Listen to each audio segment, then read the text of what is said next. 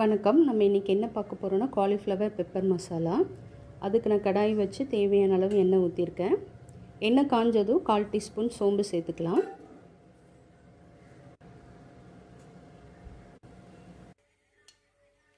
சோம்பு பொரிஞ்சதுக்கப்புறம் பெரிய வெங்காயம் சேர்த்துக்கலாம். நான் 2 பெரிய வெங்காயம் சின்ன சின்னதாக கட் பண்ணியிருக்கேன். அதையும் இதோடு சேர்த்து நல்லா வதக்கிக்கலாம். இது கூட ஒரு கொத்து கருவேப்பிலையும் சேர்த்துக்கலாம்.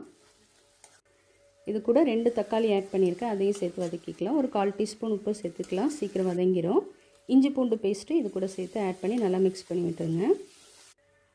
இது கூட 1 டீஸ்பூன் மிளகாய்த்தூள், 1 1/4 டீஸ்பூன் மல்லித்தூள், 1/4 டீஸ்பூன் மஞ்சத்தூள் சேர்த்து நல்லா அந்த எண்ணெயிலே குக் பண்ணிடுங்க.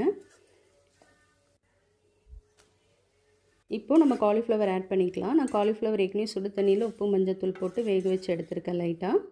அதையும் சேர்த்து நல்லா மிக்ஸ் பண்ணி விட்டுடலாம். இப்போது தேவையான அளவு தண்ணி ஊற்றிட்டு, ஏற்கனவே உப்பு போட்டிருக்கோம், அதனால் கொஞ்சம் பார்த்து உப்பு சேர்த்துக்கோங்க.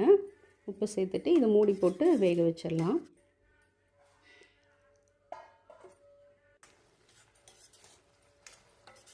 அப்பப்போ கிளறி விட்டுக்கோங்க.